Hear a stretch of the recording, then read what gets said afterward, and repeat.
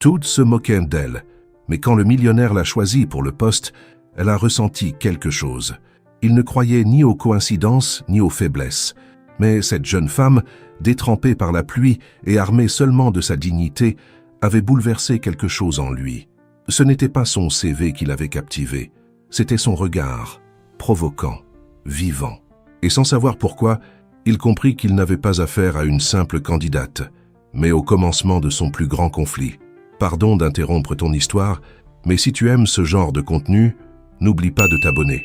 Soutiens cette chaîne pour qu'elle grandisse et que Dieu te le rende au centuple. Merci et bon visionnage. Dans l'imposant hall du groupe Élite Hexagone, le conglomérat le plus convoité de Paris, le marbre étincelant reflétait l'éclat des talons Louboutin et des sacs Louis Vuitton. La climatisation y maintenait une température parfaite, contrastant avec le déluge tropical qui s'abattait sur les rues de l'avenue des Champs-Élysées. Camille Dufresne attendait nerveusement dans un coin du hall, observant les autres candidates avec un mélange d'admiration et de résignation. Ses cheveux noirs, d'ordinaire tressés avec soin, étaient désormais retenus par un chignon improvisé qui dégoulinait sur sa seule chemise formelle. La pluie avait été implacable durant son trajet à vélo depuis Saint-Denis, transformant ses vêtements en une seconde peau collante et son unique paire de chaussures habillée en véritable réservoir d'eau. « Elle est venue à la nage, celle-là » chuchota une blonde aux lèvres cramoisies à sa voisine, sans prendre la peine de baisser la voix. « C'est sûrement la femme de ménage », répondit l'autre en ricanant, ajustant sa jupe de créateur. « Ou alors ils embauchent par pitié maintenant. » Camille serra contre sa poitrine son CV plastifié, une précaution contre la pluie qui lui semblait désormais puérile, et résista à l'envie de faire demi-tour. Elle n'avait rien à perdre. Sa mère malade, ses 3 jeunes frères qui comptaient sur elle, les factures hospitalières qui s'accumulaient, tout cela pesait bien plus que la honte passagère. Monsieur Gérard, le réceptionniste aux cheveux grisonnants qui accueillait les visiteurs de la tour depuis 40 ans, la regarda avec curiosité lorsqu'elle s'approcha du comptoir. « Je viens pour l'entretien du poste d'assistante de direction », dit-elle, d'un ton plus ferme qu'elle ne le ressentait. L'homme consulta sa liste, la regarda puis y retourna. « Non, Camille Dufresne. » Monsieur Gérard fronça les sourcils. « Tu ne figures pas sur la liste officielle, ma petite. »« S'il vous plaît, » insista-t-elle. « J'ai envoyé ma candidature il y a 3 semaines. J'ai une confirmation par email. » En fouillant dans son téléphone détrempé, elle sentit les regards moqueurs des autres candidates, toutes impeccables, toutes bien connectées, toutes avec des noms de famille, qui ouvrirent des portes à Neuilly-sur-Seine ou au Marais. « D'accord, » céda le réceptionniste avec un soupir compréhensif. « J'ajoute ton nom à la fin, mais je ne promets rien. Monsieur Monteloup est très sélectif. » Camille acquiesça avec gratitude et se dirigea vers la salle d'attente. Les autres jeunes femmes s'écartèrent discrètement, comme si la pauvreté était contagieuse. Une flaque d'eau se forma à ses pieds. Les heures passèrent. Une à une, les candidates furent appelées et revinrent avec des expressions de satisfaction ou de déception contenue. Camille attendait, ignorant la faim et le froid qui s'étaient installés jusque dans ses os. À 18 heures, il ne restait plus que 3 prétendantes. Elle et 2 jeunes femmes discutant à voix basse de leur relation familiale avec le conseil d'administration. C'est alors que l'ascenseur exécutif, celui réservé au directeur, émit un léger signal sonore. Les portes s'ouvrirent et le temps sembla suspendu. Alexandre Monteloup apparut telle une apparition. Grand, les tempes légèrement grisonnantes et vêtu d'un costume bleu marine taillé comme par des anges. À 42 ans, il était la légende vivante du monde des affaires français, l'homme qui avait quintuplé la fortune familiale et révolutionné l'industrie technologique du pays. Son regard, ses yeux couleur ambre, qui faisaient la une des magazines économiques, balaya le hall avec une froideur calculée. Les 2 autres candidates se redressèrent, arborant des sourires éclatants. Camille, elle, baissa simplement les yeux, agrippant son CV comme une naufragée à une planche de salut. « Monsieur Monteloup », s'empressa de dire Monsieur Gérard, « voici les dernières candidates pour le poste d'assistante de direction. Mademoiselle Élodie Chevalier, Mademoiselle Claire Dumas et, il marqua une pause gênée, Mademoiselle Camille Dufresne. » Alexandre ne consulta même pas la liste. Son regard scanna les visages avec la précision d'un laser, s'arrêtant brièvement sur chacune des élégantes candidates, avant de se fixer sur Camille. Le silence qui suivit était dense, presque palpable. « Toi », dit-il d'une voix grave, en la désignant directement. « Dans mon bureau, maintenant. » Les deux autres femmes pâlirent visiblement. Camille cligna des yeux, confuse, certaine d'avoir mal entendu. « Pardon ? 23e étage. Je n'aime pas me répéter. » Et sans un mot de plus, il fit volte-face et retourna dans l'ascenseur. Monsieur Gérard la regarda, les yeux écarquillés. « Dépêche-toi, ma fille. Monsieur Monteloup n'attend personne. » Les jambes tremblantes et les vêtements encore humides, Camille entra dans l'ascenseur. Les portes se fermèrent sur les regards incrédules de tous les présents. La montée se fit dans un silence tendu. Camille sentait son cœur battre à sa gorge. Alexandre fixait les chiffres qui défilaient sans lui accorder un seul regard. Le bureau du 23e étage était un espace de verre et d'acier surplombant l'horizon de la ville. Le Mont Blanc se dessinait au loin, majestueux sous un ciel chargé. « Assieds-toi » ordonna-t-il en désignant une chaise en face de son bureau minimaliste. « Dientat » ordonnó elle, señalando una silla frente a su escritorio minimalista. Camille obéit, consciente de la trace humide qu'elle allait laisser sur le tissu du fauteuil. « Pourquoi êtes-vous venu » demanda-t-il abruptement. « Pour le poste, monsieur. »« Non. Pourquoi êtes-vous venu aujourd'hui avec ce temps en sachant que vous vous présenteriez ainsi ?» Elle avala sa salive. « Parce que j'ai plus besoin de ce travail que de ma dignité, monsieur. » Quelque chose changea dans les yeux d'Alexandre. Une étincelle, une reconnaissance. Études, ingénierie des systèmes, Université nationale de Paris. Mention très bien. Il haussa un sourcil, prenant enfin le CV plastifié. Il l'examina pendant une minute qui sembla éternelle. « Je vous propose un contrat direct, » dit-il enfin. 4 000 € par mois. Confidentialité absolue. Disponibilité totale. Camille retint son souffle. C'était 10 fois plus que ce qu'elle gagnait actuellement comme caissière. « Pourquoi moi ?» osa-t-elle demander. Alexandre la regarda droit dans les yeux et pour la première fois, elle remarqua qu'il n'y avait aucune compassion dans ce regard. Juste un défi froid et calculé. Parce que vous êtes venu à vélo sous la tempête alors que n'importe qui aurait reporté l'entretien.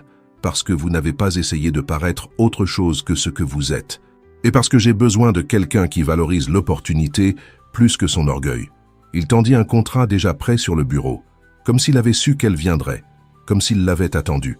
Vous acceptez ? La main de Camille tremblait tandis qu'elle saisissait le stylo en argent. Sa famille, ses dettes, son avenir.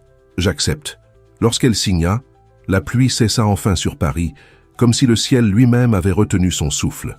Le premier jour officiel de Camille au groupe Élite Hexagone commença par une froide matinée d'octobre.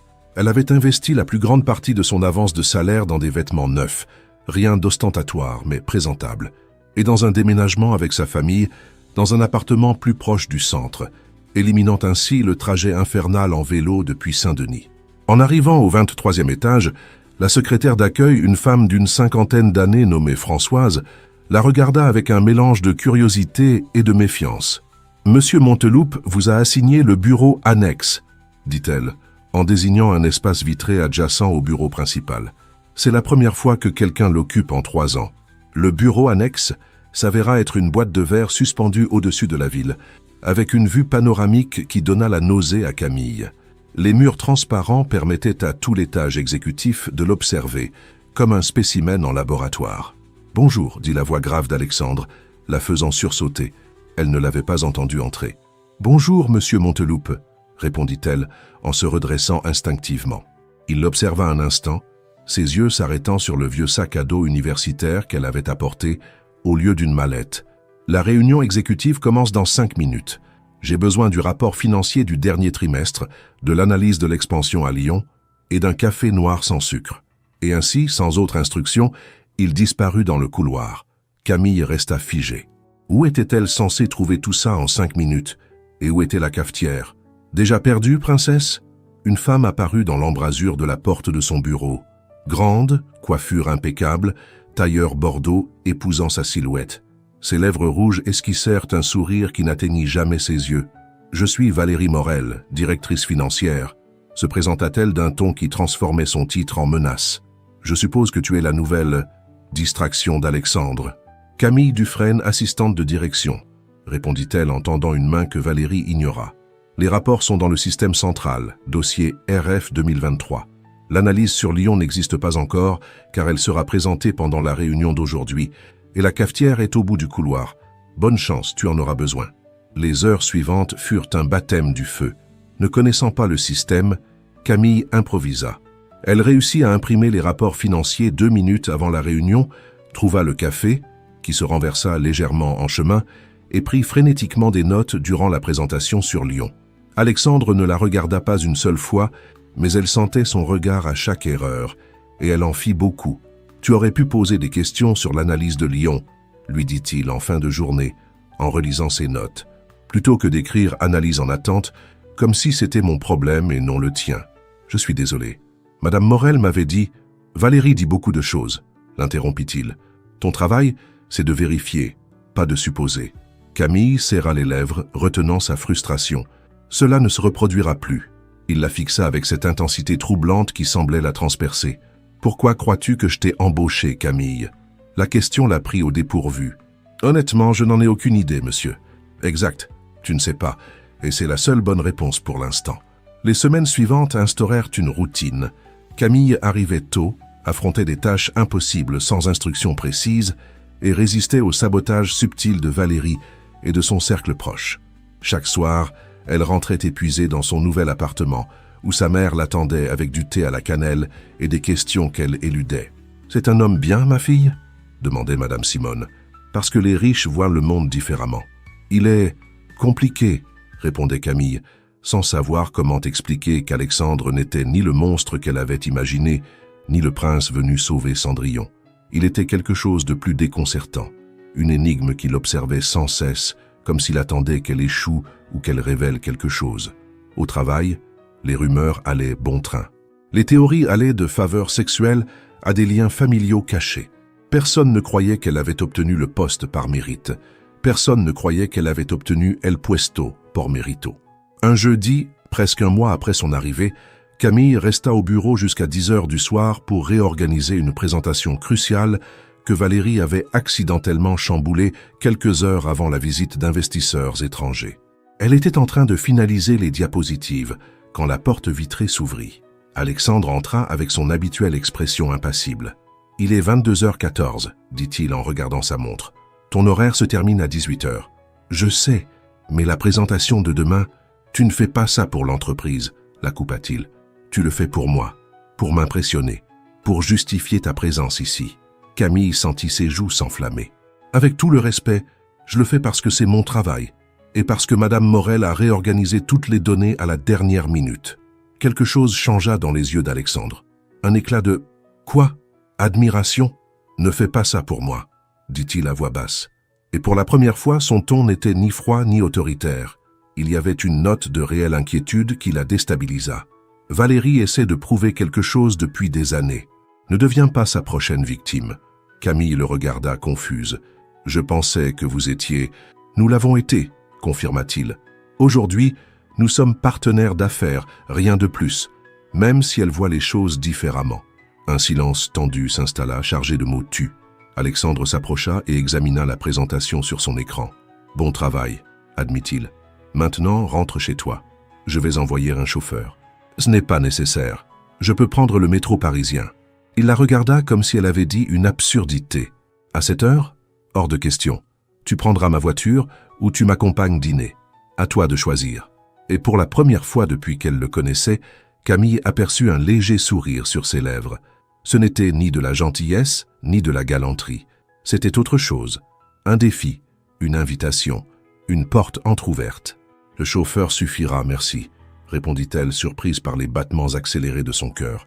Ce soir-là, tandis que la luxueuse berline de l'entreprise traversait les rues illuminées de la ville, Camille observait les tours de verre s'éloigner dans son rétroviseur, se demandant si elle n'avait pas mal jugé Alexandre Monteloup. L'homme de glace avait des fissures, et ce qu'elle avait entrevu à travers celle-ci l'intriguait plus que cela ne l'effrayait. « Je vous dépose où, mademoiselle ?» demanda le chauffeur. Camille donna son adresse, mais son esprit était resté dans ce bureau de verre, à ces mots « Ne fais pas ça pour moi ». Et pour la première fois depuis des semaines, elle sentit qu'un changement s'opérait entre eux, quelque chose d'aussi fragile et transparent que les parois qui les séparaient du reste du monde.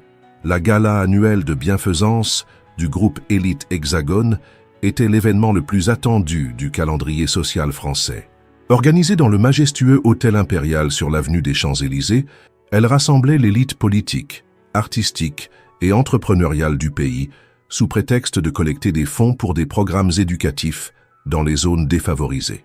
Pour Camille, cependant, c'était le défi le plus intimidant de ces 2 mois dans l'entreprise, sa première apparition publique en tant qu'assistante exécutive d'Alexandre Monteloup. « Tu n'as pas besoin d'une robe extravagante », lui avait-il dit en l'informant qu'elle devait l'accompagner. « Juste quelque chose d'approprié et de discret. » Que signifiait « approprié » quand toutes les invitées dépenseraient dans leur tenue l'équivalent de 3 mois de son salaire? Avec l'aide de sa mère et quelques économies, Camille trouva une robe noire simple dans une boutique d'occasion du Marais. Madame Simone la retoucha avec ses mains expertes, ajoutant un col en dentelle qui lui donnait une touche d'élégance. « Tu ressembles à une princesse, ma fille », avait déclaré sa mère en relevant ses cheveux en un chignon orné d'un petit peigne en argent hérité de sa grand-mère. Mais maintenant, debout dans le hall de l'hôtel impérial, entouré de robes de créateurs et de bijoux qui pourraient nourrir une famille pendant des années, Camille se sentait comme un corbeau parmi des paons. « Reste près de moi », ordonna Alexandre en saluant les premiers invités. « J'ai besoin que tu prennes note de tout engagement qui pourrait surgir ce soir. » Camille acquiesça, s'agrippant à son petit carnet comme à une bouée en pleine mer. Elle savait que sa présence suscitait curiosité et murmure. « C'est qui, elle ? La nouvelle conquête de Monteloup ? Ce n'est pas la fille qui est venue à vélo à l'entretien ?» Les rumeurs la suivaient comme une ombre persistante. Mais le pire restait à venir. À 21h précises, comme si elle avait calculé son entrée pour un effet maximal, Valérie Morel fit son apparition dans une robe rouge sang qui épousait chaque courbe de son corps. « Alexandre, mon cher », salua-t-elle, ignorant complètement Camille, tout en embrassant les 2 joues du dirigeant. « La robe noire t'allait mieux », ajouta-t-elle avec un regard méprisant envers Camille. « Valérie », répondit-il avec une froideur professionnelle. « Je te présente officiellement Camille Dufresne, mon assistante exécutive. On se connaît déjà », coupa-t-elle avec un sourire félin, même si je ne savais pas que les assistantes participaient à ce genre d'événement. Les temps changent, j'imagine. Avant que Camille ne puisse répondre, Valérie s'éloigna avec la grâce calculée de celle qui sait qu'on la regarde. La soirée se déroula comme une épreuve d'endurance. Camille prenait des notes, souriait quand il le fallait et s'efforçait d'ignorer les regards condescendants. À sa grande surprise, Alexandre la gardait près de lui, la présentant à des investisseurs et partenaires avec un respect qui contredisait toutes les rumeurs de couloir. « Camille est en train de reformuler notre stratégie d'expansion numérique », l'entendit-elle dire à un entrepreneur japonais, lui attribuant un mérite qu'elle ne pensait pas mériter. Pendant le dîner, elle se retrouva assise à ses côtés à la table principale, au grand mécontentement de Valérie, qui les observait depuis 3 sièges plus loin. « Pourquoi fait-elle ça ?» chuchota Camille quand elle eut un moment seule avec Alexandre. « Faire quoi ?» Parler de moi comme si j'étais plus qu'une simple assistante. Les yeux ambrés d'Alexandre l'examinèrent avec cette intensité qui continuait de la déstabiliser. « Parce que tu es plus. Tu ne le sais pas encore, mais tu l'es. » L'orchestre commença à jouer, interrompant le moment. Les invités se levèrent pour danser et Camille en profita pour s'éclipser sur le balcon, ayant besoin d'air et de distance face aux regards insistants. La vue depuis là était spectaculaire. Paris brillait comme un univers terrestre de lumières et de vie, avec l'avenue des Champs-Élysées ondulant comme une rivière de néon. Impressionnant, n'est-ce pas? La voix d'Alexandre derrière elle la fit sursauter. Une ville de contradictions, comme nous tous. C'est magnifique, n'admit-elle, mais je me sens comme une imposture ici. Ce monde, je ne le comprends pas. Alexandre s'approcha, s'appuyant à la rambarde à côté d'elle. Pour la première fois, elle le vit détendu, sans ce masque de contrôle absolu qu'il portait toujours au bureau. « Moi non plus », confessa-t-il avec une honnêteté qui la surprit. « Après 15 ans, je me sens toujours comme le fils du comptable qui a dû prouver sa valeur à chaque pas. » Camille le regarda, stupéfaite par cette révélation. « Mais vous êtes né dans ce monde. Vous en êtes pratiquement le roi. » Un sourire amer effleura ses lèvres. « Mon père était le comptable de l'entreprise. Quand le fondateur est mort sans héritier, il m'a laissé des parts majoritaires parce qu'il croyait en moi. Le reste du conseil d'administration ne me l'a jamais pardonné. » Le silence qui suivit était chargé d'une compréhension nouvelle. Camille voyait maintenant l'homme derrière le millionnaire, quelqu'un qui avait, lui aussi, dû se battre pour avoir sa place. « C'est pour ça que vous m'avez engagé, » dit-elle, une révélation éclairant soudain son esprit. « Vous voyez quelque chose de vous en moi. » Alexandre la regarda droit dans les yeux avec une vulnérabilité qu'il n'avait jamais montrée. « Tu me rappelles ce qui compte, Camille. ce qui a vraiment de l'importance au-delà des jeux de pouvoir et des apparences. La musique arrivait étouffée depuis le salon. Au loin, des feux d'artifice éclatèrent au-dessus du jardin des Tuileries, célébrant un événement inconnu. Le monde semblait suspendu sur ce balcon. On devrait rentrer, suggéra-t-elle, soudainement consciente de la proximité entre eux. En se retournant, son talon, peu habitué à emporter, se coinça dans une dalle. Elle chancela, perdant brièvement l'équilibre. Les mains d'Alexandre la rattrapèrent par la taille, ferme et sûre. Le contact fut électrique. Ils se retrouvèrent à quelques centimètres l'un de l'autre, leur souffle se mêlant dans l'air frais de la nuit. Les yeux ambrés d'Alexandre parcoururent son visage avec une intensité nouvelle, s'attardant sur ses lèvres durant une seconde qui sembla éternelle. « Merci », murmura-t-elle sans reculer. « De rien », répondit-il sans la lâcher. Le moment se brisa lorsque la porte du balcon s'ouvrit. Valérie apparut, son expression passant de la surprise à une colère contenue en un instant. « Alexandre, on te cherche pour le toast », annonça-t-elle d'une voix tendue. Le retour à la maison, au petit matin, se déroula dans un silence différent de tous ceux qu'ils avaient partagés auparavant. Ce n'était pas la distance professionnelle habituelle, mais quelque chose de chargé d'électricité, de possibilités inexprimées. À l'arrière de la limousine, séparés par quelques centimètres qui semblaient des kilomètres, ils regardaient chacun par leur propre fenêtre. Mais leurs mains, posées sur le siège, étaient si proches qu'ils pouvaient presque sentir la chaleur de l'autre. Aucun n'osa réduire cette distance. Aucun n'osa nommer ce qui avait commencé à naître entre eux, car le nommer, ce serait le reconnaître, et le reconnaître, ce serait tout changer. Le lundi suivant le gala, Camille arriva au bureau avec un mélange étrange d'espoir et d'anxiété. Quelque chose avait changé cette nuit-là sur le balcon de l'hôtel impérial, une connexion qui dépassait le cadre professionnel. Mais en entrant dans son bureau de verre, la réalité la frappa comme une douche glacée. Sur son bureau, une montagne de dossiers qui n'était pas là vendredi. Et à côté, une note écrite dans la calligraphie élégante qu'elle reconnaissait désormais, « J'ai besoin que tout soit classé pour 10 heures. Réunion avec des investisseurs brésiliens. AM. Il était 8h15. Moins de 2 heures pour parcourir ce qui semblait être des centaines de documents. « Bonjour la fille du miracle », la salua Françoise, la réceptionniste, en passant la tête dans l'encadrement de la porte. « On dirait que Madame Morel a travaillé hier, dimanche. Elle t'a laissé tout ce tas de dossiers. » Camille inspira profondément. « Est-ce qu'Alexandre est au courant ?»« Monsieur Monteloup arrivera à 9h30 directement à la salle de conférence, » répondit Françoise avec un regard compatissant. Et Madame Valérie a convoqué toute l'équipe de direction. Les semaines suivantes, Camille dut affronter ce qu'elle ne pouvait décrire que comme une guerre silencieuse.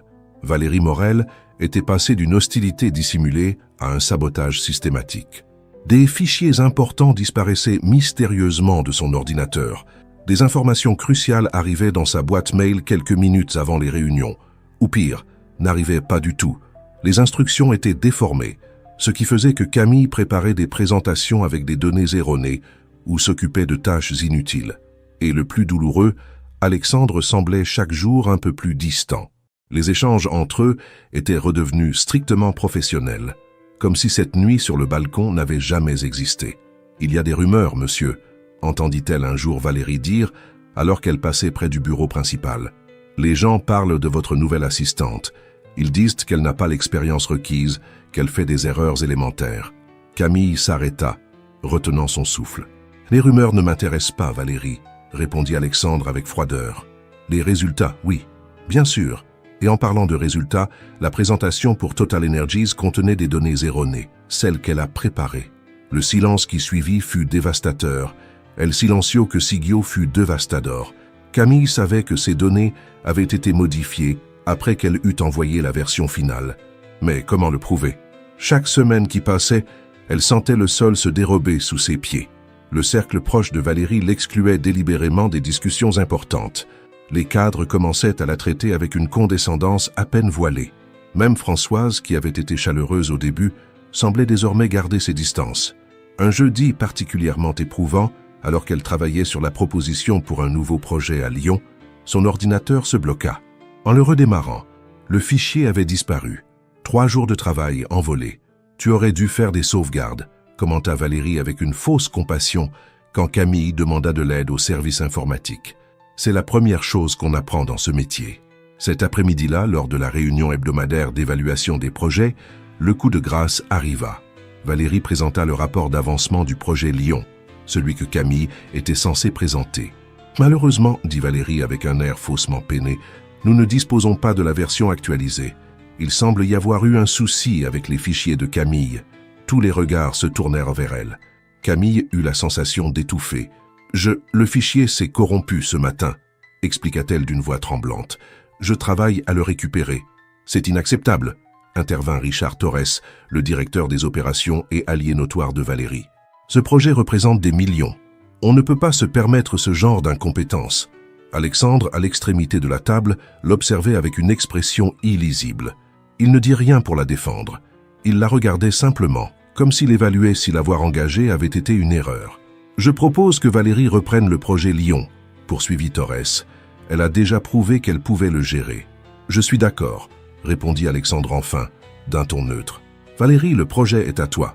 Camille, je veux un rapport complet de la situation sur mon bureau demain matin. » Lorsque la réunion prit fin, Camille se dirigea directement vers les toilettes.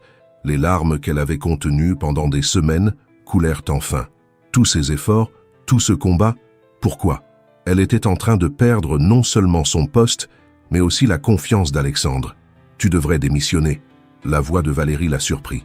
Elle n'avait pas remarqué que la directrice financière l'avait suivie dans les toilettes. « Avant qu'on ne te vire et que ton dossier professionnel en prenne un coup. Pourquoi tu me détestes autant ?» demanda Camille, trop épuisée pour retenir ses mots. « Qu'est-ce que je t'ai fait ?» Valérie sourit, retouchant son maquillage impeccable devant le miroir. « Rien de personnel, ma chérie, mais Alexandre a besoin de quelqu'un de son niveau à ses côtés. Pas d'une gamine de Saint-Denis avec des chaussures bon marché. » Ce soir-là, Camille fut la dernière à quitter les bureaux. Elle rassembla ses affaires, se demandant si elle ne devrait pas vider complètement son bureau pour éviter l'humiliation d'un renvoi imminent. En ouvrant son vieux sac à dos pour ranger ses effets, elle trouva une enveloppe qu'elle n'avait jamais vue auparavant. À l'intérieur, une note manuscrite. « Tiens bon, je vois tout. » Elle reconnut immédiatement l'écriture anguleuse et précise d'Alexandre. Et en dessous, en lettres plus petites, « Système de sauvegarde centrale, dossier XD24, mot de passe, vélo pluie. » Camille resta figée, le papier tremblant entre ses doigts. Après des semaines d'indifférence apparente, après avoir laissé Valérie la démolir professionnellement, Alexandre avait-il observé tout ce temps? Était-ce une épreuve? Ou quelque chose de plus complexe? Elle ralluma son ordinateur et accéda au système central qu'elle n'avait jamais utilisé auparavant. Le dossier XD24 contenait des copies de sauvegarde de tous ses fichiers, même ceux qui avaient disparu, ainsi que des journaux d'activité montrant clairement qui les avait modifiés et à quelle heure. Des preuves concrètes d'un sabotage systématique. Quand elle éteignit l'ordinateur 1 heure plus tard, son visage n'exprimait plus la défaite. Elle avait compris les règles du jeu, et bien qu'elle ne comprit pas encore pourquoi Alexandre avait permis que cela aille aussi loin, elle détenait désormais les armes pour se défendre. Le lendemain, Camille Dufresne arriva au bureau avec le dos droit et le regard assuré. La guerre silencieuse se poursuivait, mais elle savait désormais qu'elle n'était pas seule dans cette bataille. La présentation du projet Lion devant l'ensemble du conseil d'administration fut un affrontement déguisé sous le vernis du langage corporate. Camille, armée des preuves trouvées dans le dossier secret, arriva prête à défendre son travail. Pendant 2 heures, elle répondit à chaque objection de Valérie avec des données précises et une documentation solide, citant des dates exactes et les modifications non autorisées de ses fichiers. « C'est curieux que vous mentionniez cette divergence dans les projections financières, Madame Morel, » dit Camille d'un ton calme qu'elle ne ressentait pas, parce que, selon le journal d'activité du système, ces chiffres ont été modifiés dimanche dernier à 19h23 depuis votre terminal. Le visage de Valérie se transforma en un masque de rage contenue. La salle de réunion tomba dans un silence pesant, les cadres échangeant des regards gênés. Alexandre, assis en tête de table, observait l'échange avec une expression impénétrable. Il n'était pas intervenu une seule fois, laissant la confrontation suivre son cours jusqu'au bout. « Cette réunion est terminée », déclara-t-il enfin. « Le Conseil évaluera les 2 propositions et rendra sa décision demain. Merci à tous. » Tandis que les cadres quittaient la salle dans un murmure tendu, Camille rassembla ses documents avec des mains tremblantes. L'adrénaline commençait à retomber, la laissant vidée et vulnérable. Elle avait mis toutes ses cartes sur la table, exposant le sabotage orchestré par Valérie, mais Alexandre n'avait donné aucun signe de soutien. Mais Emiliano no había dado ninguna señal de apoyo. Elle avait besoin d'un moment seul, d'un endroit pour respirer. Les archives centrales de l'entreprise occupaient tout le 20e étage, un labyrinthe d'étagères métalliques et de boîtes soigneusement rangées, où étaient conservés des documents physiques remontant à plus de 30 ans. À cette heure de l'après-midi, l'endroit était désert et à peine éclairé par des lumières automatiques qui s'allumaient section par section au moindre mouvement. Camille s'assit au sol, entre deux hautes étagères, les genoux serrés contre la poitrine. Pour la première fois depuis son arrivée, elle se permit de pleurer sans retenue. Des larmes silencieuses qui s'étaient accumulées pendant des semaines. C'est un bon endroit pour se cacher. La voix d'Alexandre la fit sursauter. Elle ne l'avait pas entendu arriver. Il se tenait à quelques mètres, la cravate desserrée, les mains dans les poches, l'observant avec cette intensité qui la troublait toujours. « Je ne me cache pas », répondit-elle en essuyant ses larmes du revers de la main. « J'avais juste besoin d'un instant. »« Je sais. » Le silence qui suivit était chargé de questions non dites. Les lumières automatiques de cette section s'éteignirent, les plongeant dans une pénombre parcourue seulement par la lueur lointaine d'autres allées. « Pourquoi ?» demanda enfin Camille, la voix à peine audible dans l'obscurité. « Pourquoi m'avoir fait venir ici, si c'était pour me laisser être détruite ?» Alexandre s'approcha lentement, s'arrêtant à un pas d'elle. Dans la pénombre, son visage révélait une vulnérabilité qu'il ne laissait jamais voir dans les bureaux éclairés. « Je n'ai jamais voulu que tu souffres autant, » répondit-il, « mais j'avais besoin de voir comment tu réagirais, jusqu'où tu tiendrais. » C'était un test ? L'indignation enflamma ses mots. « Tout ça n'était qu'un test pour vous ? » ?»« Non. » Alexandre secoua la tête avec force. « Pas exactement, c'est compliqué. » Il passa une main dans ses cheveux, un geste étonnamment humain chez quelqu'un qui gardait toujours un contrôle absolu. « Quand je t'ai vu ce jour-là dans le hall, trempé par la pluie mais avec ce regard défiant, quelque chose a changé en moi, avoua-t-il. Je ne sais pas comment l'expliquer. C'était comme si je reconnaissais enfin ce que je cherchais sans le savoir. » Camille se releva lentement pour lui faire face. « Ça n'explique pas pourquoi tu as laissé Valérie m'humilier pendant des semaines. Valérie contrôle une grande partie de l'entreprise, ses connexions familiales, son influence sur le conseil. » Alexandre secoua la tête. « Il fallait que je sois sûr que tu pouvais l'affronter. Et il fallait qu'elle montre son vrai visage devant tout le monde, pas seulement devant moi. Et moi alors, je n'étais qu'un appât pour ton piège. Non. » Le mot résonna, ferme, presque désespéré. « Tu es bien plus que ça, Camille. Tu es ce dont cette entreprise a besoin, ce dont moi... » Il s'interrompit, comme s'il était sur le point de franchir une ligne invisible. « Ce dont vous quoi ?» insista-t-elle, avançant d'un pas. « Ce que je ne peux pas me permettre de ressentir, » termina-t-il à voix basse. « Depuis le premier jour, quelque chose en toi me déstabilise complètement. Et ça, c'est dangereux. Trop dangereux. » Ils étaient si proches maintenant que Camille pouvait sentir son aftershave, une fragrance subtile de bois de santal et d'agrumes. La pénombre de l'archive rendait tout irréel, comme suspendu hors du temps et des règles du monde extérieur. « Dangereux pour qui ?» demanda-t-elle dans un souffle. « Pour nous deux. » Camille recula d'un demi-pas, soudainement consciente de l'intensité du moment. Mais avant qu'elle puisse s'éloigner davantage, Alexandre lui saisit doucement le bras. Un contact léger qui déclencha une onde électrique dans tout son corps. Camille, ce qui se passa ensuite fut si rapide qu'elle n'eut pas le temps de le réaliser. Alexandre l'attira à lui, et ses lèvres rencontrèrent les siennes dans l'obscurité. Un baiser qui débuta comme une question et se transforma en certitude. Le premier contact fut hésitant, presque sacré. Mais lorsqu'elle répondit, entr'ouvrant légèrement les lèvres, quelque chose sembla se briser en lui. Le baiser devint profond, urgent, comme s'il avait été contenu pendant des mois. Ses mains glissèrent dans son dos, l'attirant plus près, tandis qu'elle s'accrochait à ses épaules pour ne pas tomber dans l'abîme qui s'ouvrait sous ses pieds. Pendant un moment suspendu, il n'exista rien d'autre que ce contact. Il n'était en plus le PDG et l'assistante. Il n'y avait plus de différence sociale, ni de rapport de pouvoir. Juste deux êtres se reconnaissant dans l'ombre. Quand ils se séparèrent enfin, leurs souffles étaient courts. Les lumières automatiques se rallumèrent, révélant le visage d'Alexandre. Camille ne l'avait jamais vu ainsi, vulnérable, presque effrayé, comme quelqu'un qui venait de franchir une frontière qu'il s'était juré de ne jamais dépasser. « Je... » commença-t-il, mais les mots semblaient lui manquer. Sans ajouter un mot, Alexandre fit demi-tour et s'éloigna entre les rayonnages. Ses pas résonnèrent dans le silence de l'archive, jusqu'à disparaître. Camille resta immobile, les doigts effleurant encore ses lèvres brûlantes du contact. Elle savait, avec une certitude absolue, qu'un point de non-retour venait d'être franchi entre eux, une ligne dépassée, une limite effacée, et plus rien, ni sa carrière, ni l'entreprise, ni leur vie, ne serait jamais comme avant. Au fond de son esprit, une petite voix lui rappelait les mises en garde de sa mère. « Méfie-toi des hommes puissants, ma fille. Ils peuvent te donner le monde d'une main et te le reprendre de l'autre. » Mais alors qu'elle quittait lentement les archives, Camille savait qu'il était déjà trop tard pour les avertissements.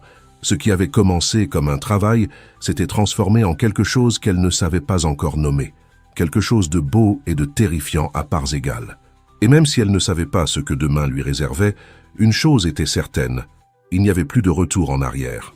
Le matin suivant le baiser dans les archives, Camille arriva au bureau, le cœur battant comme un colibri. Elle ne savait pas à quoi s'attendre. Une conversation intime, une reconnaissance de ce qui s'était passé, peut-être même une suite à cette connexion qu'ils avaient découverte dans l'obscurité.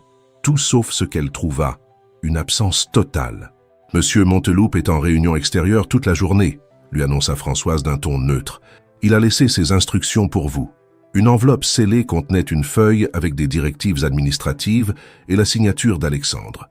Pas un mot personnel, pas la moindre allusion à ce qui s'était passé. Juste des tâches et des délais. Les jours suivants instaurèrent un nouveau schéma, douloureux. Alexandre l'évitait systématiquement. Quand il se retrouvait inévitablement dans une réunion, son comportement était strictement professionnel, comme si rien ne s'était jamais produit entre eux. Il maintenait une distance physique délibérée et évitait tout contact visuel. Les instructions lui parvenaient par email ou via Françoise. « Monsieur Monteloup demande le rapport pour demain. Il souhaite que vous coordonniez avec le département développement. Jamais de messages directs, jamais de conversations privées. » Pour Camille, ce silence était pire qu'un rejet explicite. Il l'avait embrassée avec une passion qui contredisait totalement son attitude actuelle. Il l'avait regardée comme si elle était la réponse à une question qu'il cherchait depuis des années. Et maintenant, il agissait comme si elle n'existait pas. « Ça va, ma fille ?» demanda un soir Madame Simone, alors que Camille remuait son dîner sans y toucher. « Ça fait des semaines que je ne t'ai pas vu sourire. »« Ça va, maman. Juste fatiguée. » Mais ce n'était pas vrai. Elle avait l'impression d'avoir perdu quelque chose qu'elle n'avait jamais vraiment possédé. Un rêve, une possibilité, une version d'Alexandre Monteloup qui n'existait peut-être que dans son imagination. Au bureau, la tension avec Valérie s'était transformée en une étrange trêve silencieuse. Après l'affrontement concernant le projet Lyon, finalement confié à l'équipe de Camille, la directrice financière avait adopté une posture de professionnalisme distant. Plus de sabotage, mais pas non plus de courtoisie. Ce calme s'avéra trompeur. Un mardi matin, Camille fut convoquée d'urgence en salle de conférence. En entrant, elle trouva presque toute la direction réunie, visage fermé, documents étalés sur la table. Valérie se tenait près de l'écran principal, projetant ce qui semblait être des emails et extraits de rapports confidentiels. « Ah, enfin te voilà !» lança Valérie avec un sourire qui n'atteignait pas ses yeux. « Nous discutions d'un sujet très sérieux qui te concerne directement. »« De quoi s'agit-il » demanda Camille, sentant un nœud se former dans son ventre. Richard Torres, le directeur des opérations et fidèle allié de Valérie, prit la parole. « Nous avons découvert que des informations confidentielles de l'entreprise ont été transmises à nos concurrents, en particulier des détails sur le projet Lyon et nos stratégies d'expansion vers le marché d'Europe du Sud. »« Quel est le rapport avec moi ?» Camille balaya la salle du regard, à la recherche d'un visage familier. Elle n'en trouva aucun. « Un grand rapport », poursuivit Valérie, passant à la diapositive suivante. Ces emails montrent que l'information a été envoyée depuis une adresse personnelle vers des contacts liés au consortium Montparnasse, notre principal concurrent. Sur l'écran apparut un courriel à son nom, envoyant en pièce jointe un fichier intitulé « Stratégie Expansion Lyon, confidentiel PDF ».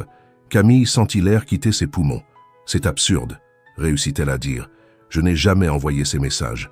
Je ne trahirai jamais cette entreprise. » « Les journaux sont pourtant très clairs, » intervint Torres. « Le compte est à ton nom, et les fichiers n'auraient pu sortir que de ton ordinateur. »« Ça, c'est un faux, » insista Camille, l'indignation surpassant la peur. « Quelqu'un cherche à me piéger. »« Et qui ferait ça ?» demanda Valérie avec une innocence feinte. « Tu veux partager une théorie du complot ?»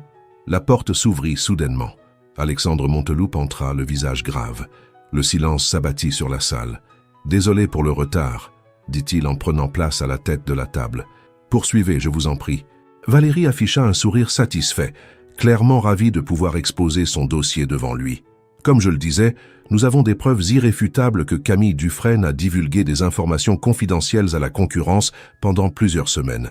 Je recommande son licenciement immédiat et des poursuites judiciaires pour violation de contrat et de confidentialité. Camille le regarda, cherchant un signe dans son expression. Il la fixait, mais son regard était impénétrable. « As-tu quelque chose à dire pour ta défense ?» demanda-t-il enfin d'un ton neutre. « Que c'est faux, qu'on me tend un piège, que je ne trahirai jamais cette entreprise. » Les mots jaillirent, chargés d'émotion. « Je demande une enquête complète du service informatique. Ces preuves sont trafiquées. » Le silence retomba. Camille sentait le poids du jugement dans chaque regard. Sa carrière, sa réputation, tout ce qu'elle avait bâti avec acharnement était suspendu à un fil.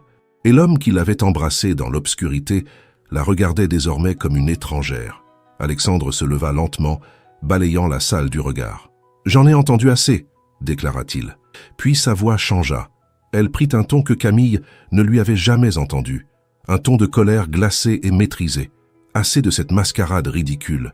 Tout le monde se figea. « Vous pensez vraiment que je suis stupide à ce point ?» enchaîna-t-il, la voix montant en puissance. « Que je ne reconnais pas un coup monté quand j'en vois un. Que je ne sais pas exactement qui fait fuiter des informations ici depuis des mois. » Valérie blêmit. « Alexandre, les preuves sont très claires. Ça suffit. » Le cri résonna dans toute la salle. « Assez de mensonges, Valérie. Celle qui fait fuiter des informations ici, c'est celle qui ne supporte pas de perdre. Celle qui ne peut pas accepter que ses jours de manipulation sont terminés. » Il s'approcha de l'écran et désigna les courriels. « Ces messages ont été fabriqués. Les adresses IP sont fausses. Et j'ai des preuves que toi, Valérie, tu communiques avec le consortium Montparnasse depuis plus d'1 an. » Un murmure de stupéfaction parcourut la salle. Valérie sembla vieillir de 10 ans en une seconde. « Cette réunion est terminée, » déclara Alexandre, « et cette enquête aussi. Chacun recevra demain un rapport complet de la sécurité informatique. Vous pouvez disposer. » Un à un, les membres de la direction quittèrent la salle, évitant de croiser le regard de Valérie ou de Camille. Lorsqu'ils ne furent plus que 3, Alexandre se tourna vers Valérie. « J'attends ta lettre de démission sur mon bureau demain matin. Sinon, les preuves partiront directement au parquet. » Valérie sortit sans dire un mot, la tête haute, mais les épaules raides. Seule à présent, Camille attendait de la gratitude, des explications, peut-être même la reprise de ce moment interrompu dans les archives. Mais Alexandre s'adressa à elle avec une formalité douloureuse. « Je t'attends dans mon bureau à 8 heures. Nous devons parler. » Ce soir-là, quand tout le monde était parti, Camille entra dans le bureau principal.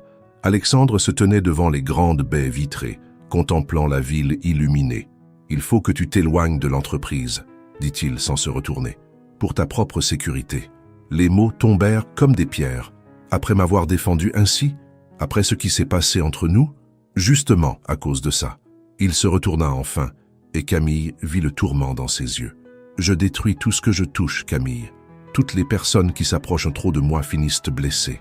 C'est une excuse lâche, » répliqua-t-elle, les larmes aux yeux. « C'est la vérité. Valérie a des alliés puissants. Mon père est mort en essayant de me protéger de gens comme elle. Je ne laisserai pas la même chose t'arriver. » Camille comprit qu'aucun argument ne percerait cette armure de culpabilité et de peur. Elle hocha la tête une fois et quitta le bureau sans se retourner. Mais avant de partir, elle déposa sur le bureau d'Alexandre un petit carnet à la couverture usée qu'elle portait dans son sac depuis le premier jour. Son journal de notes, pensées et réflexions depuis qu'elle avait commencé à travailler là. La seule véritable fenêtre sur son âme qu'elle pouvait lui offrir. Le bureau du 23e étage avait changé. Un observateur extérieur penserait que tout était resté pareil. Le même mobilier minimaliste, les mêmes vitres panoramiques, les mêmes éclairages encastrés dessinant des ombres parfaites. Mais pour Alexandre Monteloup, l'espace s'était métamorphosé. Un vide s'était installé, qu'aucun objet ne pouvait combler. 17 jours s'étaient écoulés depuis le départ de Camille. 17 jours d'un silence plus assourdissant que n'importe quel bruit. Le bureau annexe, cette boîte de verre où elle avait travaillé pendant des mois, restait intacte. Françoise avait discrètement suggéré de chercher une remplaçante, mais Alexandre avait simplement répondu « pas encore », d'un ton qui ne laissait place à aucune discussion. Les réunions continuaient.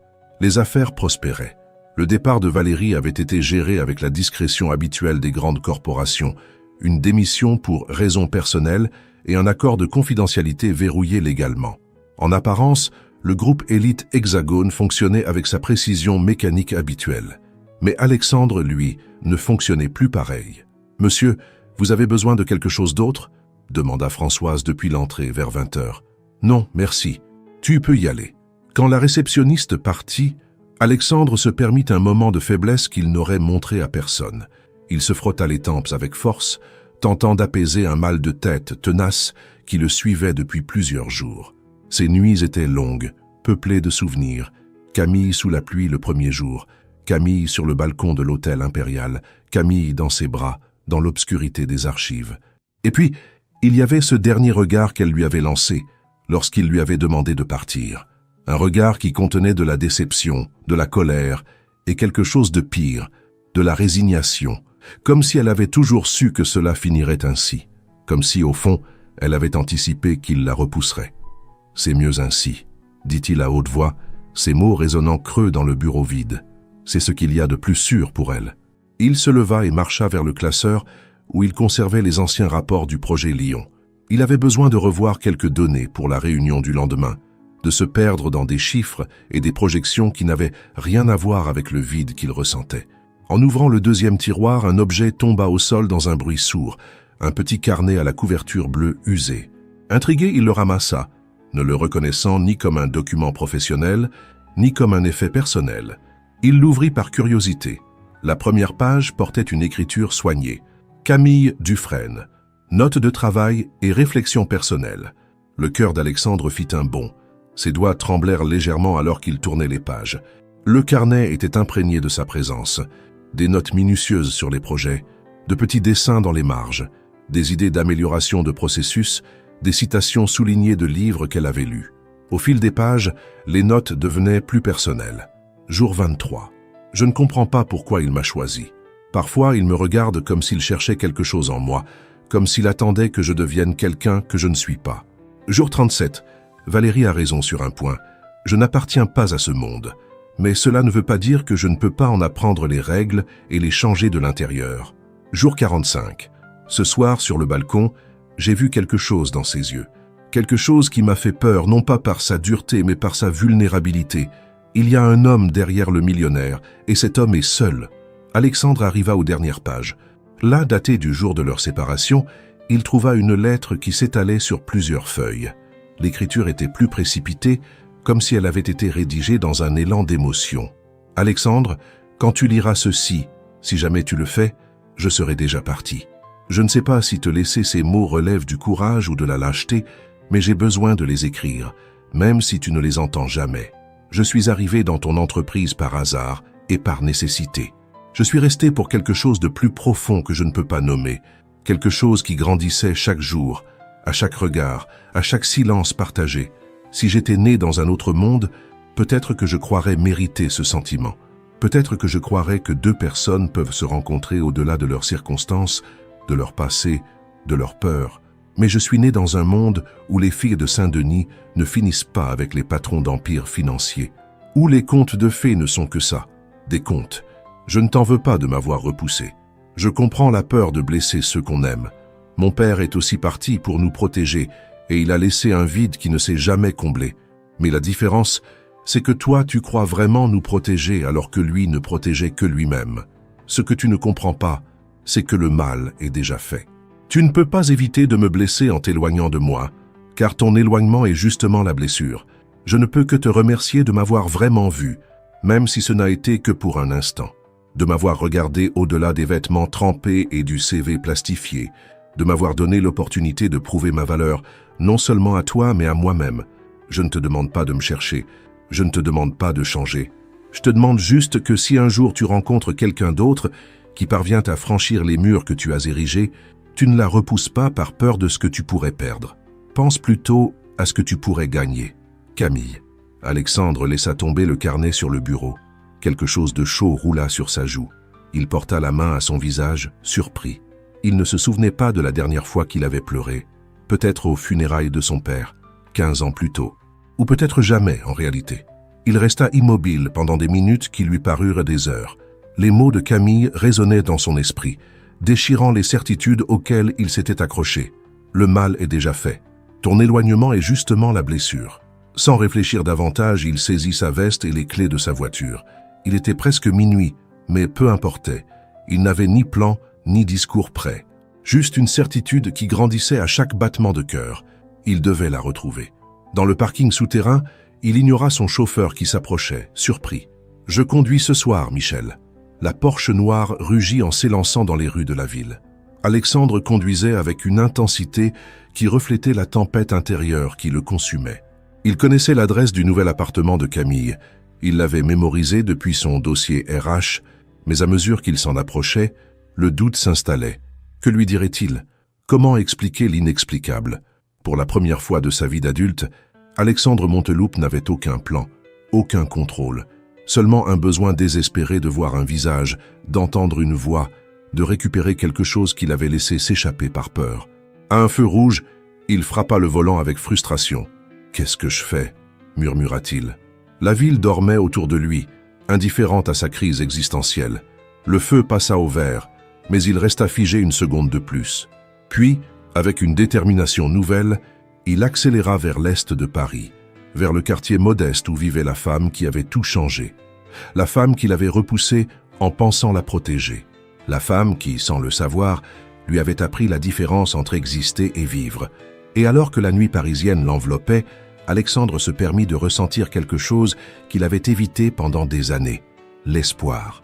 Le ciel de Paris s'était assombri d'un coup, comme c'est souvent le cas en mai lorsque les nuages s'accumulent au-dessus de la plaine de France. La pluie commença sans prévenir. D'abord quelques gouttes espacées, puis un déluge qui transforma les rues en petits torrents. Alexandre était garé devant l'immeuble de Camille depuis près d'une heure, incapable de se décider à monter. Que lui dirait-il? Comment expliquer sa présence à minuit passé? Chaque phrase qu'il répétait mentalement sonnait creuse, inadéquate. Pour la première fois, l'homme qui dirigeait des conseils d'administration avec une précision chirurgicale ne trouvait pas les mots justes. Finalement, il décida de partir. Demain serait un autre jour. Peut-être que la lumière du soleil clarifierait les choses. Il alluma le moteur de la Porsche, mais au moment de démarrer, il la vit. Camille sortait d'une supérette à l'angle de la rue, un sac plastique à la main, poussant un vieux vélo de l'autre. Elle portait un imperméable jaune trop grand pour sa silhouette menue, et pourtant elle était trempée. Ses cheveux noirs collaient à son visage en mèches brillantes sous la pluie. Quelque chose dans cette image le figea. C'était comme un déjà-vu. Camille sous la pluie, défiant les éléments, exactement comme le jour où il l'avait vue pour la première fois. Le cercle se refermait. Sans réfléchir, il arrêta la voiture au milieu de la rue et sortit, ignorant les coups de klaxon des rares voitures encore en circulation. La pluie le trempa instantanément, collant sa chemise de luxe à sa peau et transformant ses souliers italiens en éponges lourdes. Camille leva les yeux, d'abord surprise par le vacarme, puis figée en le reconnaissant. Son expression passa de l'étonnement à l'incompréhension. « Alexandre, qu'est-ce que tu fais ici ?» Il s'avança, sentant que chaque pas le conduisait en terrain inconnu. Il n'était plus le PDG. Il n'était plus l'homme à la tête d'un empire. Il n'était qu'un homme trempé, tremblant non pas de froid, mais de peur et d'espoir à parts égales. « J'ai trouvé ton carnet, dit-il, d'une voix à peine audible sous le martèlement de la pluie. « Oh !» Camille détourna le regard. « Tu n'étais pas censé le lire. C'était personnel. Je sais, c'est pour ça que je suis ici. » Un camion passa trop près, les éclaboussant d'eau de la chaussée. Aucun des deux ne bougea. Ils étaient suspendus dans un moment hors du temps, hors des règles du monde qu'ils avaient acceptées jusqu'alors. « Ce que tu as écrit ?» Alexandre s'interrompit, cherchant ses mots. « Sur le fait que t'éloigner était la blessure en soi. Tu avais raison. Je me suis trompé toute ma vie, Camille. J'ai toujours éloigné les gens en croyant les protéger, alors que je ne faisais que me protéger moi-même. » La pluie tombait maintenant plus fort encore, formant un mur liquide qui les isolait du reste de la ville. Camille tenait son vélo comme un bouclier, maintenant une distance physique et émotionnelle. « Pourquoi maintenant ?» demanda-t-elle, d'une voix tremblante qui tentait de rester ferme. « Pourquoi après m'avoir mise à la porte, après des semaines de silence ? Parce que je suis un lâche, m'admit-il. Parce que ce que j'ai ressenti quand je t'ai embrassé m'a terrifié. Parce que pour la première fois depuis que je suis adulte, quelque chose m'a échappé, quelque chose que je pouvais perdre et dont la perte me détruirait. Un éclair illumina brièvement leur visage, suivi quelques secondes plus tard par le grondement du tonnerre. L'orage empirait, mais aucun des deux ne bougea pour se mettre à l'abri. « J'ai une vie stable maintenant, » dit Camille, tandis qu'une larme se mêlait aux gouttes de pluie sur sa joue. Un nouveau travail dans une start-up tech, une routine qui n'inclut pas ça. Elle fit un geste vague entre eux. Peu importe ce que ça a été. Je sais. Alexandre fit un pas en avant. Je ne te demande pas de revenir dans l'entreprise. Je ne te demande rien. Je voulais juste que tu saches. Les mots se bloquèrent dans sa gorge. Toute son éloquence, sa capacité à convaincre des conseils d'administration et à gérer des millions, s'était évaporée. Il ne restait que la vérité, nue, sans artifice. Et alors, dans un geste qui les surprit tous deux, Alexandre Monteloup s'agenouilla sur le trottoir inondé. L'eau imbiba immédiatement son pantalon de créateur, mais il n'y prêta aucune attention. Il leva les yeux vers le visage stupéfait de Camille, avec une vulnérabilité absolue dans le regard. « Tu es arrivée toute petite, » dit-il, la voix tremblante mais ferme. « Tu es entrée dans mon bureau trempé, avec un CV plastifié. Et maintenant, tu es la seule chose immense dans ma vie. » Le silence qui suivit était chargé de tout ce qui n'avait jamais été dit entre eux. Camille tenta de parler, mais ne parvint qu'à émettre un sanglot étranglé. Les larmes coulaient librement maintenant, se mêlant à la pluie qui ne cessait pas. « C'est insensé, » murmura-t-elle enfin, entre deux sanglots. « Je sais, » répondit-il toujours à genoux. « Les gens nous regardent. Je m'en fiche. Tu vas ruiner ce costume qui vaut sûrement plus que toute ma garde-robe. » Un sourire naquit sur les lèvres d'Alexandre. « Ce n'est que du tissu, Camille. » Et à ces mots simples, quelque chose se brisa en elle. La barrière qu'elle avait construite depuis leur séparation s'effondra complètement. Elle laissa tomber le vélo qui tomba dans une flaque d'eau avec un éclaboussement et fit un pas vers lui. Alexandre se releva et prit sa main avec délicatesse, comme si elle était précieuse et fragile. Leurs doigts s'entrelacèrent, glacés par la pluie, mais se réchauffant rapidement au contact. Il n'y avait plus de contrat de confidentialité à signer. Plus de jeu de pouvoir, plus de hiérarchie d'entreprise, plus de patrons et d'assistantes. Juste deux êtres sous la pluie battante de Paris. Deux âmes qui se reconnaissaient au-delà des circonstances qui les avaient réunies. « J'ai peur », confia Camille dans un murmure. « Moi aussi », admit-il. « Mais j'ai encore plus peur de passer le reste de ma vie à me demander ce qui se serait passé si je n'étais pas venu ce soir. » Quelque part non loin, un éclair éclata avec fracas, illuminant brièvement toute la rue. Mais il n'était plus conscient de l'orage, ni du peu de circulation, ni des passants qui couraient pour se mettre à l'abri. Car au milieu du chaos de la pluie, ils avaient retrouvé quelque chose qu'ils ne pouvaient plus nier. Quelque chose qui avait commencé par un entretien d'embauche et un vélo, et qui maintenant, sous ce même ciel orageux, devenait la seule certitude dont ils avaient besoin.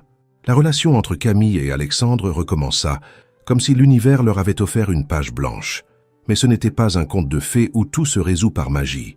La réalité était plus complexe, plus difficile, et c'est précisément ce qui la rendait plus belle.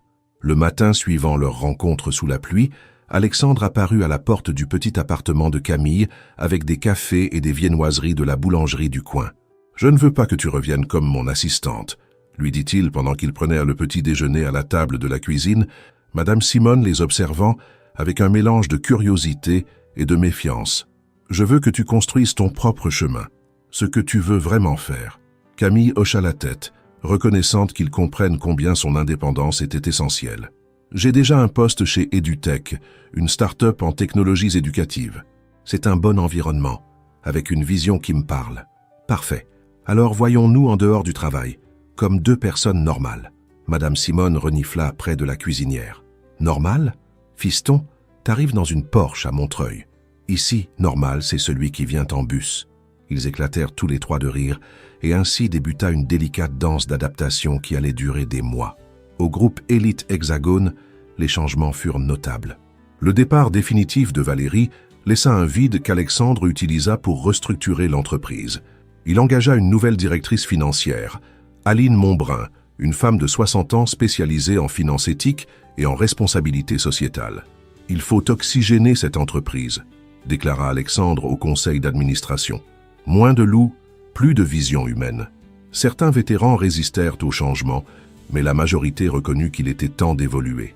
L'Empire Monteloup commença à se transformer lentement en quelque chose de plus qu'une machine à produire des profits. Le week-end, Alexandre et Camille construisait leur relation pas à pas. Il apprit à évoluer dans son univers à elle. Des repas familiaux bruyants où tout le monde parlait en même temps. Des promenades à Montmartre où chaque euro dépensé était minutieusement calculé. Des films dans des cinémas de quartier plutôt que des projections privées. Elle, de son côté, naviguait dans le monde de lui avec un mélange d'étonnement et de scepticisme. Des restaurants où un dîner coûtait ce que sa famille dépensait en un mois. Des trajets en hélicoptère jusqu'à Chambord pour la journée. Des amis qui parlaient de leur yacht comme d'autres parlent de vélo. Parfois, j'ai l'impression qu'on vit sur des planètes différentes, confia Camille un soir, alors qu'ils observaient Paris depuis le penthouse d'Alexandre dans le 16e arrondissement. « Ça est vrai, » répondit-il en la serrant contre lui. « Et c'est justement ce qui rend tout ça si précieux. On construit un pont entre deux mondes. Tout n'était pas simple. Les premières fois qu'ils sortirent en public comme couple, la presse People s'emballa. « Le millionnaire et la Cendrillon », titra l'un. « Roman d'intérêt ou vrai amour », spécula un autre. La famille de Camille dut aussi s'adapter. Son frère cadet, Paul, était particulièrement critique. « Comment on sait qu'il ne va pas t'abandonner dès qu'il se lassera ?» lança-t-il lors d'un déjeuner familial. « Les gens comme lui traitent les autres comme des objets jetables. »« Les gens comme lui », répondit Camille avec fermeté. « Ça n'existe pas, Paul. Chaque personne est unique. Et si on ne leur donne pas l'occasion de le prouver, alors on est aussi préjugé que ceux qui nous jugent pour venir de Saint-Denis. » Alexandre, présent ce jour-là, ne dit rien. Mais ce soir-là, seul avec elle, il avoua « Ton frère a raison de se méfier. J'ai été ce genre de personne, mais j'apprends à changer. » Et il apprenait. Avec effort, Alexandre commença à se transformer. Il apprit à écouter sans interrompre, à exprimer ses émotions sans peur, à demander de l'aide quand il en avait besoin. Des comportements qui, pour lui, relevaient d'une langue étrangère. « Tu sais ce qui est le plus difficile ?» confia-t-il à Camille, après une dispute particulièrement tendue sur ses horaires de travail. « Accepter que je n'ai pas toujours raison, que parfois tu vois des choses que moi je ne vois pas. » Camille aussi grandissait. Chez EduTech, sa carrière prit rapidement son envol. Son expérience au groupe Élite Hexagone, combinée à sa créativité naturelle, fit d'elle un pilier de l'équipe de développement. 6 mois après son arrivée, elle fut promue coordinatrice de projets éducatifs. « Je suis fier de toi », lui dit Alexandre lorsqu'elle lui annonça la nouvelle, « et un peu jaloux que tu brilles dans une entreprise qui n'est pas la mienne. »« C'est justement pour ça que je dois briller ailleurs », répondit-elle en l'embrassant. « Pour que tu saches que je suis avec toi par choix, pas par intérêt. » Avec le temps, leur relation devint publique, non seulement au sens médiatique, mais aussi professionnel. Alexandre commença à inviter Camille à des événements d'affaires, non pas comme accompagnatrice décorative, mais comme une tête brillante dont il valorisait le regard. La première fois qu'il la présenta ainsi, lors d'un dîner avec des investisseurs internationaux, beaucoup furent surpris de voir le puissant Monteloup céder la parole à une jeune femme manifestement étrangère à leur cercle traditionnel. Camille a une vision exceptionnelle de comment la technologie peut démocratiser l'éducation, expliqua-t-il. Et c'est précisément dans cette direction que je veux emmener notre nouvelle division sociale. 1 an après, leurs vies avaient trouvé un rythme. Rien n'était parfait. Ils se disputaient sur l'argent, le temps, les priorités. Alexandre luttait encore contre son besoin de contrôle et Camille contre ses insécurités. Mais il n'y avait plus de silence cruel, seulement des dialogues honnêtes, parfois difficiles. Un dimanche après-midi, alors qu'ils aidaient Madame Simone à préparer un plat de famille, Alexandre se coupa maladroitement en éminçant des piments. Camille courut chercher un pansement, riant de son manque de talent culinaire. « De quoi tu ris ?» demanda-t-il, feignant l'indignation pendant qu'elle bandait son doigt. « De nous !» répondit Camille, du tout-puissant Alexandre Monteloup mis à terre par un piment vert, de l'improbabilité de tout ça. Il la regarda avec cette intensité qu'il n'avait jamais perdue, mais qui portait désormais quelque chose de nouveau, la confiance, non seulement en elle, mais en eux, en ce qu'ils avaient construit ensemble. « L'improbable, c'est la seule chose qui vaille la peine, répondit-il en l'embrassant doucement. Tout le reste est prévisible et ennuyeux. Et alors que la famille commençait à arriver, remplissant le petit appartement de rires et de conversations, ils savaient tous les deux que ce qu'ils avaient était réel, justement parce que c'était imparfait. Une histoire qui ne suivait pas les contes de fées, mais qui s'écrivait jour après jour avec de l'effort, de l'honnêteté et la joie simple d'avoir trouvé, contre toute attente, quelqu'un qui voyait au-delà des apparences. C'était une nuit spéciale d'avril, avec cet air parfait que Paris n'offre que quelques semaines par an, ni froid ni chaud, et un ciel clair révélant plus d'étoiles qu'on en voit d'habitude à travers la pollution urbaine. Alexandre avait appelé Camille dans l'après-midi, avec ce ton mystérieux qu'elle reconnaissait maintenant comme le prélude à une surprise. « Tu peux passer par le bureau avant de rentrer? Il y a quelque chose que je veux te montrer. » 2 ans s'étaient écoulés depuis cette nuit sous la pluie. 2 années à construire quelque chose qu'aucun des deux n'avait cru possible au départ. Camille dirigeait désormais son propre département chez EduTech, coordonnant des projets éducatifs qui apportaient la technologie dans les écoles des quartiers marginalisés. Sa petite start-up était devenue une entreprise respectée, et bien qu'il reçoive régulièrement des offres de rachat, il restait indépendant par conviction. Alexandre, de son côté, avait transformé le groupe Élite Hexagone. Le conseil d'administration incluait désormais des personnes d'origine et de perspectives diverses. Les profits restaient importants, mais n'étaient plus le seul indicateur de réussite. L'indice d'impact social, une mesure développée par Alexandre lui-même, avait désormais autant de poids que les chiffres financiers dans les évaluations. Quand Camille arriva au bâtiment de l'entreprise, l'accueil était vide, à l'exception du veilleur de nuit. « Bonsoir, Madame Dufresne », la salua-t-il avec familiarité. « Monsieur Monteloup vous attend sur la terrasse. Vous pouvez monter directement. » La terrasse du 30e étage était un lieu que Camille connaissait bien. Alexandre l'avait transformé d'un espace de réception corporate en un jardin urbain avec des plantes locales et de l'énergie solaire. On y célébrait parfois des réunions informelles ou des événements spéciaux de l'entreprise. Mais ce soir-là, l'endroit avait un air différent. Une ligne de petites lampes LED dessinait un chemin depuis l'ascenseur jusqu'à l'extrémité nord de la terrasse, où une table pour 2 était dressée près de la rambarde, offrant une vue spectaculaire sur Paris. Alexandre l'attendait debout, vêtu plus simplement que d'ordinaire pour une journée de bureau. Chemise bleue sans cravate et pantalon clair. Il tenait un verre de vin rouge à la main et souriait avec cette lueur dans les yeux que seule Camille connaissait. « Bienvenue sur notre terrasse », dit-il en lui tendant la main. « Notre » demanda Camille, s'approchant pour l'embrasser brièvement. « Celle de toute la ville en réalité. De tous ceux qui l'habitent, la souffrent et l'aiment. » Camille sourit, reconnaissant dans ses paroles le changement profond dans sa manière de voir le monde. Le Alexandre d'avant parlait de possession et de contrôle. Celui d'aujourd'hui comprenait l'interconnexion, la responsabilité partagée. Ils dînèrent paisiblement, parlant de leur journée, faisant des projets pour le week-end, discutant de trivialités du quotidien qu'ils avaient appris à chérir. Leur lien coulait naturellement, comme une rivière ayant trouvé son lit parfait. Après le dessert, une tarte au citron que Alexandre avait expressément fait venir de la pâtisserie préférée de Camille à Montmartre, il l'invita à marcher jusqu'au bord de la terrasse. Paris s'étendait devant eux comme un océan de lumière, vibrant et chaotique, magnifique dans son imperfection. L'avenue des Champs-Élysées traçait une ligne lumineuse qui coupait la ville. Au loin, les zones moins éclairées rappelèrent les contrastes sociaux qui continuaient de définir la métropole. « Tu te souviens de notre conversation sur le fait de créer de vraies opportunités ?» demanda Alexandre, en désignant l'Est, là où la ville devenait plus sombre, plus dense, plus éloignée du privilège. « Bien sûr, tu disais que tu voulais faire plus que de la philanthropie traditionnelle. J'ai une surprise pour toi, » dit-il en sortant son téléphone pour lui montrer quelques photos. « Je viens de finaliser l'achat de l'ancien cinéma Espérance à Saint-Denis. Il est abandonné depuis 15 ans. Les images montraient un bâtiment art déco délabré, avec sa marquise brisée et des graffitis recouvrant la façade. Mais même dans cet état, on devinait encore sa beauté passée. « Un cinéma? Tu vas y installer un complexe de luxe ?» demanda Camille, intriguée. « Pas vraiment. » Alexandre fit glisser vers la photo suivante, des plans architecturaux montrant l'espace transformé.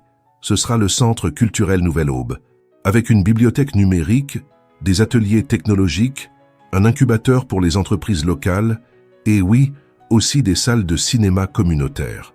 Tout ce qu'on avait imaginé cette nuit-là quand on parlait de démocratiser réellement l'éducation et la culture. Camille prit le téléphone, étudiant les plans avec une émotion croissante. Elle se souvenait parfaitement de cette discussion. C'était lors de leur 5e mois ensemble, après avoir rendu visite à sa famille à Saint-Denis. Alexandre avait été marqué par le potentiel inexploité des jeunes du quartier et ensemble, ils avaient rêvé de créer des espaces capables de transformer les opportunités. « C'est incroyable », murmura Camille, la gorge nouée. « Quand ? Je travaille en secret sur le projet depuis des mois. Je voulais que tout soit prêt avant de te le montrer. » De sa poche, Alexandre sortit une petite boîte contenant une vieille clé, probablement l'original du vieux cinéma. « Je veux construire un avenir que tu aies envie de vivre, » dit-il, en plaçant la clé dans la paume de Camille. « Un avenir où personne n'aura besoin d'arriver trempé à un entretien pour être pris au sérieux, où le talent et la passion compteront plus que les noms de famille ou les relations. » Les yeux de Camille se remplirent de larmes, pas seulement à cause du geste, mais pour tout ce qu'il représentait. Le chemin parcouru, les murs tombés, leur transformation mutuelle. « Tu dirigeras le projet ?» demanda-t-il. « Moi? Qui d'autre? Tu connais ce monde, tu comprends le mien, et tu as appris à naviguer entre les deux sans jamais te perdre. » Camille referma les doigts sur la clé, sentant son poids, sa signification. Elle serra Alexandre fort dans ses bras, enfouissant son visage contre sa poitrine. « Merci, » murmura-t-elle. « Pas seulement pour ça, mais pour avoir appris à voir le monde autrement. »« C'est toi qui m'as appris, » répondit-il en caressant ses cheveux. « Tu m'as appris que la vraie force, c'est la vulnérabilité, pas les murs. » Ils s'embrassèrent sous le ciel étoilé de la ville qui ne dort jamais. Un baiser tranquille, sans l'urgence des débuts, mais avec une profondeur que seule la confiance et le temps peuvent construire. Ils savaient que ce ne serait pas facile, qu'il y aurait des obstacles, des incompréhensions, des jours difficiles, que le monde continuerait à questionner leurs relations, à chercher des motivations cachées ou à prédire leur échec, que leurs origines différentes représenteraient toujours des défis à surmonter. Mais ils savaient aussi, avec la certitude que seul l'amour mis à l'épreuve du temps peut offrir, qu'ils s'appartenaient, non pas à cause de contrats signés dans des bureaux de verre, ni par commodité ou peur de la solitude. Ils s'appartenaient parce qu'ils avaient choisi de se reconnaître l'un l'autre au-delà des circonstances qui les avaient réunis, et tandis que la ville palpitait sous leurs pieds, deux cœurs battaient à l'unisson sur la terrasse, prêts à écrire ensemble le prochain chapitre d'une histoire qui, comme les plus belles histoires d'amour, n'avait pas de fin, seulement de nouveaux commencements. 5 années s'étaient écoulées depuis cette nuit sur la terrasse du groupe Élite Hexagone. La vie de Camille et Alexandre s'était transformée d'une manière qu'aucun d'eux n'aurait pu imaginer lorsqu'ils s'étaient croisés pour la première fois dans ce hall de marbre. Le centre culturel Nouvelle Aube, à Saint-Denis, était devenu un symbole de transformation urbaine et sociale. Ce qui avait commencé par la réhabilitation d'un vieux cinéma abandonné occupait désormais tout un pâté de maisons, avec bibliothèque multimédia, laboratoire de technologie, espace pour entrepreneurs locaux et un programme de bourse qui avait permis à plus de 200 jeunes issus de quartiers marginalisés d'accéder à des universités en France et à l'étranger. Camille dirigeait le centre avec la même détermination que celle qu'elle avait montrée le jour de son tout premier entretien, ferme, authentique, les pieds sur terre. Sous sa direction, Nouvelle Aube était devenue un modèle répliqué à Sévran, Vitry-sur-Seine et Roubaix. Le programme Graines de Changement, son initiative phare, mettait en relation des jeunes talents avec des mentors issus des mondes de l'entreprise et de l'éducation. La véritable révolution ne consiste ni à donner du poisson, ni à apprendre à pêcher, disait souvent Camille lors des conférences auxquelles elle était invitée. Elle consiste à s'assurer que chacun ait accès à la rivière et les outils pour construire ses propres cannes. Alexandre, de son côté, avait radicalement changé de trajectoire professionnelle. Bien qu'il soit resté l'actionnaire principal du groupe Élite Hexagone, il avait délégué la direction opérationnelle pour se consacrer à la fondation Monteloupe du Fresne, une organisation dédiée à transformer la culture d'entreprise en France. Le véritable succès d'une entreprise ne peut se mesurer uniquement en chiffres, expliquait-il aux cadres sceptiques qui assistaient à ses séminaires. Une entreprise prospère crée de la valeur pour tous ses acteurs, employés, clients, communauté et actionnaires. Dans cet ordre, son programme le plus controversé, Passerelle, obligeait les cadres dirigeants des entreprises partenaires à passer 1 mois à vivre et travailler dans les communautés où résidèrent leurs employés les moins bien payés, afin de comprendre réellement la vie de ceux qui formaient la base de leurs organisations. Sur le plan personnel, leur relation avait mûri comme un bon vin naturel, conservant son intensité tout en gagnant en profondeur et en subtilité. 2 ans après cette nuit sur la terrasse, ils s'étaient mariés lors d'une cérémonie intime en Provence, entourés uniquement de leurs familles et amis les plus proches. Ils avaient choisi de vivre dans une maison dans le quartier de Belleville, un point d'équilibre entre leurs 2 mondes. Ni l'opulence distante de Neuilly-sur-Seine, ni la précarité de Saint-Denis. Un foyer qui reflétait leur philosophie de vie. confortable sans ostentation, beau sans prétention. La naissance de leur fils, Mathis, 3 ans plus tôt, avait ajouté une nouvelle dimension à leur vie. Le petit, aux cheveux noirs et aux yeux ambrés comme son père, avait la détermination inébranlable de sa mère. Madame Simone, devenue une grand-mère dévouée, passait 3 jours par semaine chez eux, insistant pour que l'enfant grandisse avec les traditions et les saveurs de ses racines. « Mon petit-fils saura faire des galettes de maïs à la main avant même d'aller en maternelle », proclamait-elle fièrement, pendant qu'Alexandre observait avec fascination les mains ridées de la vieille femme transformer la pâte en cercle parfait. Tout n'avait pas été simple. Le monde de l'entreprise français, profondément conservateur et élitiste, avait accueilli la transformation d'Alexandre avec scepticisme. Certains anciens partenaires s'étaient éloignés, estimant qu'il s'était ramolli, ou pire, qu'il était tombé sous l'influence manipulatrice d'une parvenue. « Laisse-les parler », lui avait dit Camille, lorsqu'il lui avait confié ses critiques. Les idées qui changent vraiment le monde sont toujours ridiculisées au début, et des changements, ils en avaient initié, petits au début, puis de plus en plus significatifs. Après que le groupe Élite Hexagone ait instauré un programme de formation universitaire gratuite pour tous ses employés, 3 entreprises concurrentes durent suivre le mouvement pour ne pas perdre leur talent. Lorsqu'ils mirent en place la première crèche d'entreprise, avec horaires étendus pour les parents salariés, le concept se répandit dans tout le secteur. Lorsqu'ils fixèrent un salaire minimum interne 3 fois supérieur au SMIC, cela déclencha un débat national sur la dignité au travail. Bien sûr, ils avaient aussi connu des échecs.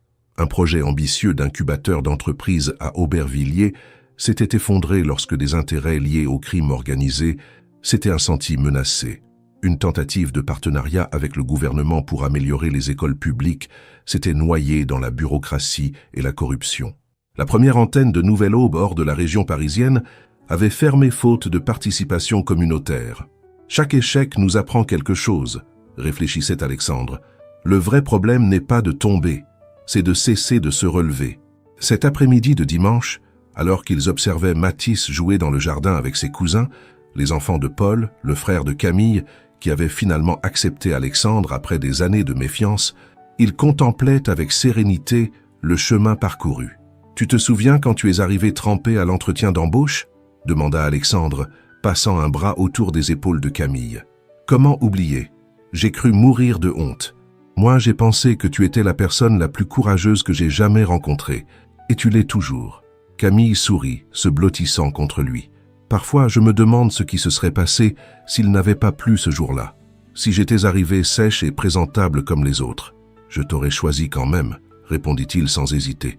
Ce que j'ai vu en toi, ce n'était pas tes vêtements mouillés, mais ton regard, ce mélange parfait de détermination et d'humanité. » La famille élargie, les frères de Camille avec leurs partenaires et enfants, Madame Simone, même quelques amis proches désormais considérés comme famille, se réunissaient chaque dimanche pour le déjeuner traditionnel, une coutume qu'Alexandre, élevé dans la solitude aseptisée de la richesse, considérait maintenant comme l'un de ses plus grands trésors. « Papa, regarde !» cria Mathis, courant vers eux avec une petite plante dans ses mains potelées. « J'ai trouvé un bébé arbre !»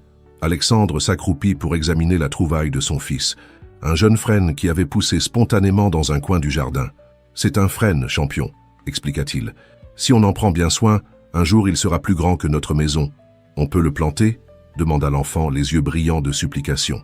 Camille et Alexandre échangèrent un regard complice. « Bien sûr que oui, » répondit Camille. « Mais tu devras t'engager à t'en occuper tous les jours.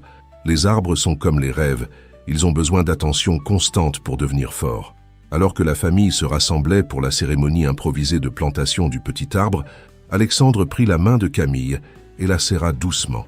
Aucun mot n'était nécessaire pour exprimer ce qu'ils ressentaient tous les deux, de la gratitude pour le chemin parcouru et de l'espoir pour celui qu'ils avaient encore devant eux. Leur histoire n'avait pas été un conte de fées traditionnel. Pas de château, pas de carrosse magique, pas de fin parfaitement arrangée. C'était une histoire vraie, avec ses contradictions et ses complexités, ses pas en avant et ses reculs, ses moments de doute et ses instants de clarté absolue. Mais peut-être que c'était ça la vraie magie, avoir construit quelque chose d'authentique et de durable dans un monde fait pour séparer leurs destins. Avoir prouvé que même les barrières les plus infranchissables peuvent tomber quand 2 cœurs choisissent de se reconnaître envers et contre tout. Tandis que le soleil commençait à se coucher sur Paris, illuminant l'horizon de teintes cuivrées et dorées, Camille et Alexandre souriaient, observant leur fils couvrir avec soin les racines du jeune arbre qui, un jour, offrirait de l'ombre à de nouvelles générations. Une parfaite métaphore de ce qu'ils avaient construit ensemble. Un héritage vivant, en perpétuelle croissance avec des racines profondes et des branches tournées vers un avenir plein de possibilités.